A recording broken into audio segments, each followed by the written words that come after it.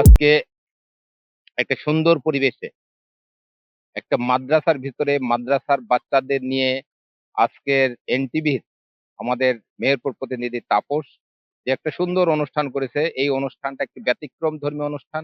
এই অনুষ্ঠান আমার খুব ভালো লেগেছে। আমি চাই যে প্রত্যেকটা ব্যক্তিগত অনুষ্ঠান হলেও এরকম মাদ্রাসা বা এতিমখানা এরকম অনুষ্ঠানগুলা হোক। তাহলে মানুষজন সামাজিকভাবে সবাই এক জায়গায় চলে আসবে। সমস্ত মানুষের যা আমাদের যে মানুষের ভিতরে ভেদাভেদ, সেই ভেদাভেদটা থাকবে না। আজকের এই এনটিভির অনুষ্ঠান আমার খুব ভালো লেগেছে। আজকের এই অনুষ্ঠানে আমি আসতে পারি এনটিভির সকল কর্মকর্তা যারা আছে, তাপস সহ যারা কর্মকর্তা আছে, যারা আমাকে দাওয়াত করেছে তাদেরকে ধন্যবাদ জানাই। এনটিভির 23তম যে আজকের যে প্রতিষ্ঠা বার্ষিকী, সেই প্রতিষ্ঠা বার্ষিকীকে আমরা স্বাগত জানাই।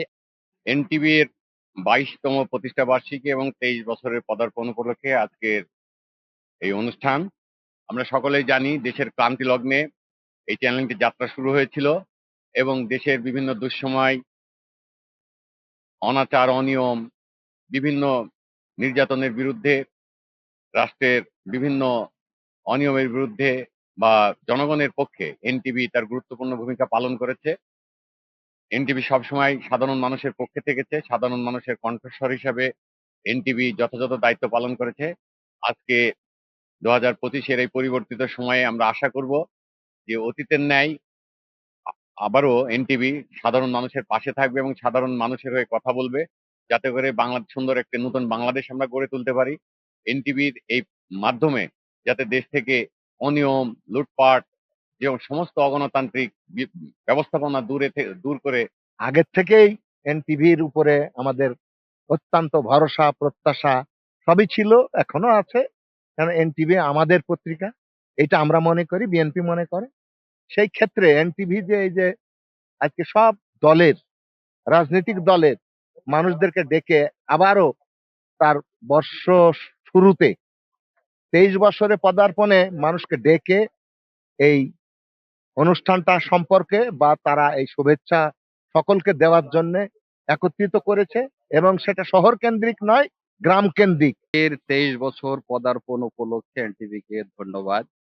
বাংলাদেশ জামাত ইসলামী মেহেরপুর জেলা শাখার পক্ষ থেকে চাই আগামী দিন সুন্দর হোক, দেশ ও জাতির কল্যাণে কাজ করুক, এই প্রত্যাশায় শুভেচ্ছা জানাচ্ছি এনটিভিকে। এনটিভির 23তম প্রতিষ্ঠাবার্ষিকী উপলক্ষে আমি এনটিভি পরিবারকে ধন্যবাদ জানাচ্ছি।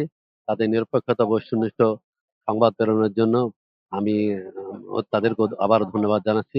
আশা করি আগামী দিনে এই জাতীয় বস্তুনিষ্ঠ সংবাদ পরিবেশনের মাধ্যম দিয়ে তারা বাংলাদেশ বিনির্মাণে সহযোগিতা করবে এবং উত্তরোত্তর তাদের এগিয়ে যাবে এই প্রত্যাশা ব্যক্ত করছি।